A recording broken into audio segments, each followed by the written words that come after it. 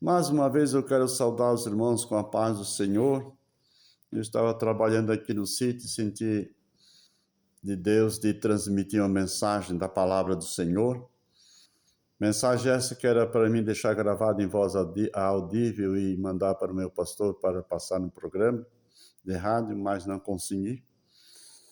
Mas não é por isso que nós vamos deixar de ministrar a palavra do Senhor, porque ela é digna de toda aceitação. No entanto, vamos ler a palavra de Deus que está registrada no capítulo 27 de São Mateus, mais especificamente no versículo 21, a seguir até o versículo 26, depois o versículo 38, para a nossa meditação esta noite. Glória a Deus. E respondendo o governador, disse-lhe: qual desses dois creis vós que eu solte? E eles disseram: Barrabás. E disse-lhe Pilatos: que farei então de Jesus chamado o Cristo? E disseram-lhe todos: seja crucificado. E o governador, porém, disse: mas qual mal fez ele? E eles mais e mais clamavam, dizendo: seja crucificado.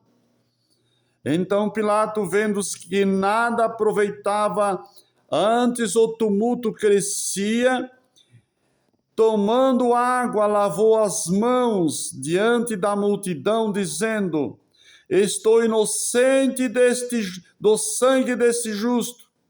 Considerai isso. É um alerta para a multidão. E respondendo todo o povo disse: o seu sangue cai sobre nós e nossos filhos. Então soltou-lhes Barrabás, e tendo mandado açoitar a Jesus, entregou-o para ser crucificado. E agora aqui no versículo 38 do mesmo capítulo 27 de São Mateus, continua dizendo: e foram crucificados com ele dois ladrões, um à direita e outro à esquerda.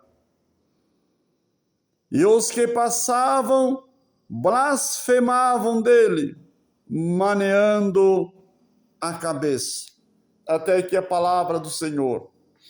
Meus queridos irmãos, nós estamos vivendo uma semana da Páscoa, pela qual quase todos os que se denominam cristãos, aqui no nosso querido Brasil, nossa pátria brasileira, e até os que não se dizem cristãos, eles conhecem a história, nada lhe é oculto, não são inocentes, ouvem, mas muitas vezes ignoram, não falam nada. Talvez pensam que isso não é da minha parte, eu tenho outros princípios de crença.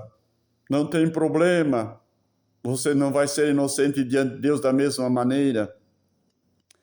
Mas nós vimos aqui uma passagem em que eram os últimos dias, as últimas horas do momento de Jesus.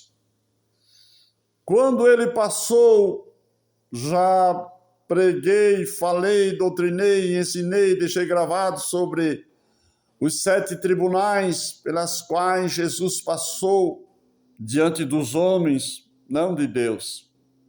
Uma espécie de julgamento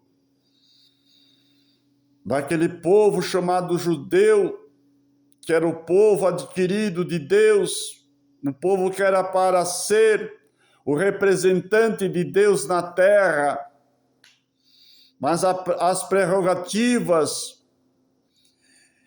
e o medo e a má intenção, porque eram cegos, não entendiam, não compreendiam, se faziam de inocente, o orgulho religioso, não aceitaram a Jesus. No capítulo 1 do Evangelho de São João, E no versículo 11 e 12 diz assim, que ele veio para os seus, mas os seus não o receberam. Quer dizer que ele veio para os judeus, o seu povo, a sua origem, a sua genealogia, os seus DNAs, que estavam no sangue dele através de Davi. E nós vimos, queridos irmãos, mas continua em São João no capítulo 1, versículo 11, ele veio para os seus, mas os seus não o receberam, mas a todos quantos o receberem, Deus lhe deu o direito de se tornar seus filhos, a saber, os que não nasceram do sangue, nem da carne, nem da vontade do varão, mas de Deus. Aqui nós vimos uma oportunidade. Mas vamos continuar. E agora, e aconteceu, e respondeu o governador. Jesus já tinha passado pelo sinédrio dos judeus, 70 anciões escolhidos. E eles julgavam Jesus, como julgavam Pedro e João, como julgaram Paulo, como julgaram... Todo julgamento era feito de condenação. Mas para que eles não condenassem, ou não tinham o direito de condenar porque estavam sob o jugo romano, então passaram para Herodes. Herodes disse, não quero, vou passar para Pilatos. E Pilatos agora colocou Jesus perante a multidão. E Pilatos sabia quem era Jesus, mas movido pela massa. Cuidado com a massa, meu querido irmão. Eu pertenço a um grupo grande, a um grupo autêntico, a um grupo, eu vou pela maioria. Isso é perigoso. É não saber fazer oposição. É não estar no lado daquele que é justo, daquele que é fiel, daquele que é verdadeiro. E eu já tenho levado muita lambada, muita incompreensão. Da minha família me chamava de ovelha negra. Eu era uma criança ainda, quando tinha aceitado a Jesus e tinha renegado a minha tradição religiosa. E depois me tornei um jovem, fiz o cursilho, e era para mim ser um sacerdote. Presta atenção, eu estou sendo sincero diante de Deus.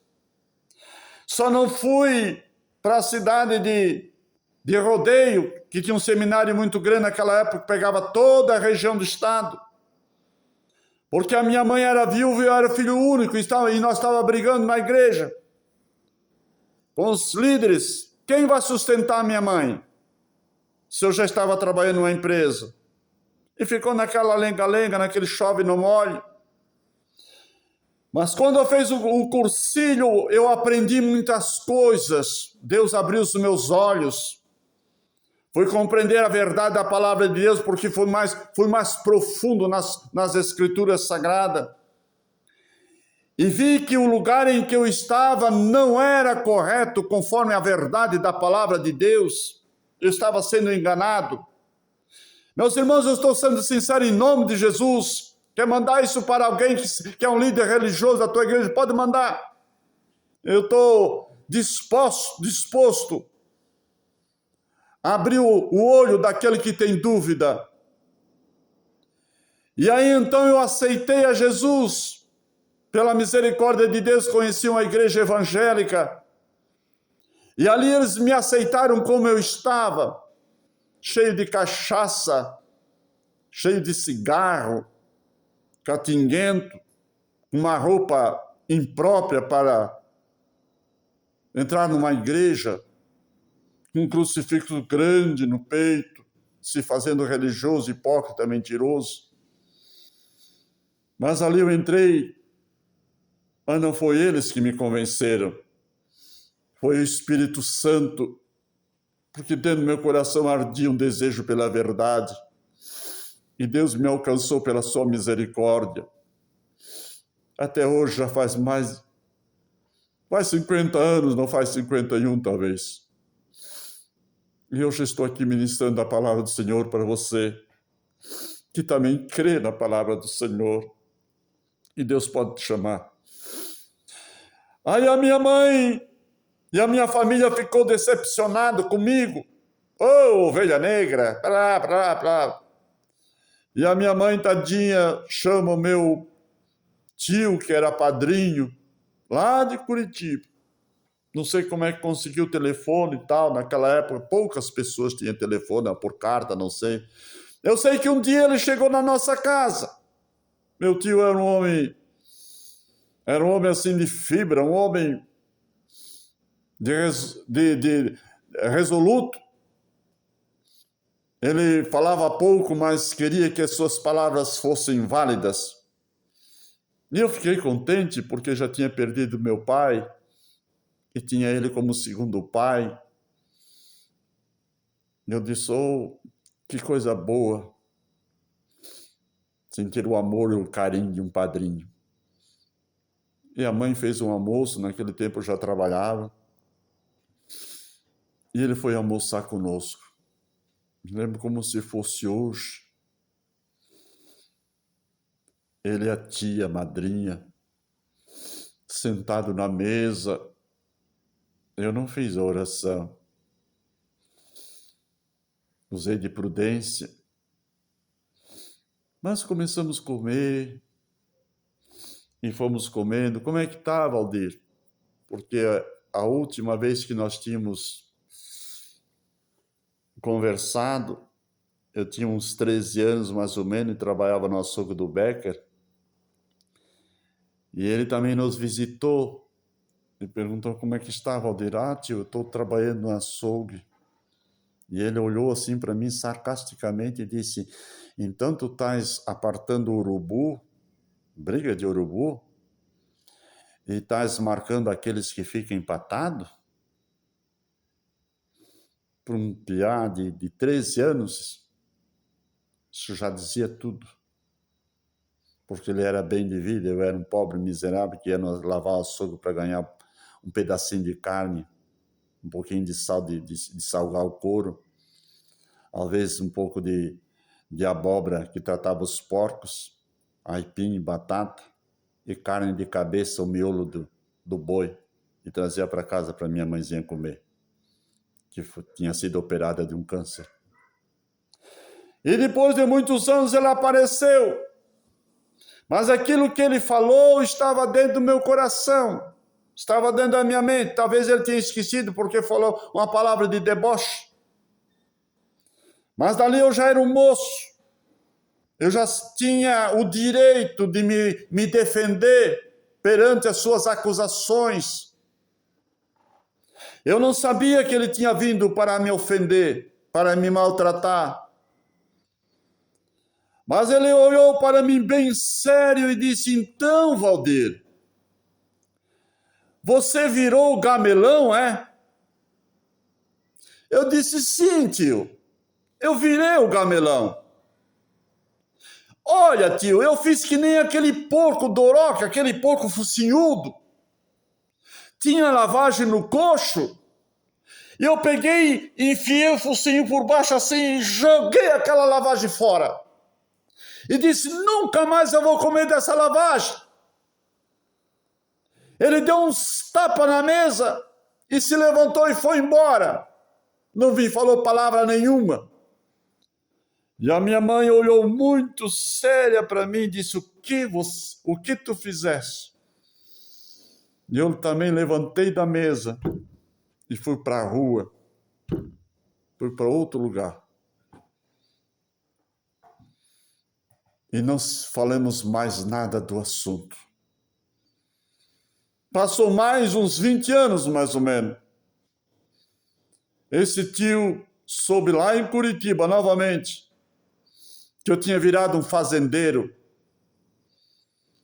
Ele disse, eu não acredito. Naquele piá que vivia lá no açougue, apartando briga de couro, vivendo aquele que ficava empatado. Veio novamente o tio na minha casa. E, na verdade, eu tinha um sítio. Eu estava bem de vida. E, novamente, recebi ele com todo carinho e amor. Mas ele veio diferente.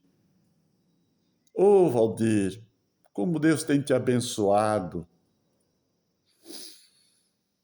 Mostrei todo o meu terreno para ele, a criação, a estala, as galinhas, a lagoa de peixe, uma chácara bonita, mais uma casa na cidade, bem empregado, ganhando bem, minha família bem, todo mundo na igreja. E eu entendi o que ele veio fazer. Eu olhei para ele e disse: ô tio, como é bom ser crente, como é bom servir a Deus. Ah, tio, se tu soubesse a paz que eu tenho no meu coração. Ele virou o rosto para não chorar. Não falou nada. Mas mais tarde, meus queridos irmãos, eu soube que ele aceitou a Jesus. Para isso precisou perder 2 filhos afogados na água. E um primo meu aceitou a Jesus também, outros não tenho conhecimento. Ligou para mim: primo, o pai aceitou a Jesus. Eu sou crente, primo. Estou feliz. Aleluia. Por que estou falando isso, meus irmãos? Porque aqui, diante de Pilatos, estava para ele escolher: o que farei de Jesus chamado Cristo? Crucifica-o, crucifica-o. E o que farei de Barrabás? Solte Barrabás. Meus queridos irmãos, eu tenho que encurtar a mensagem. Mas a Bíblia diz que eles escolheram Barrabás e levaram Cristo, Jesus, para a cruz. Aqui eu quero fazer uma pequena consideração a respeito da escolha. 2 coisas que Deus concede na vida do homem. Preste atenção. A primeira, Deus concede a salvação através de Jesus Cristo na cruz do Calvário. A segunda coisa que Deus concede é o chamado livre-arbítrio. Mas cuidado com o teu livre-arbítrio.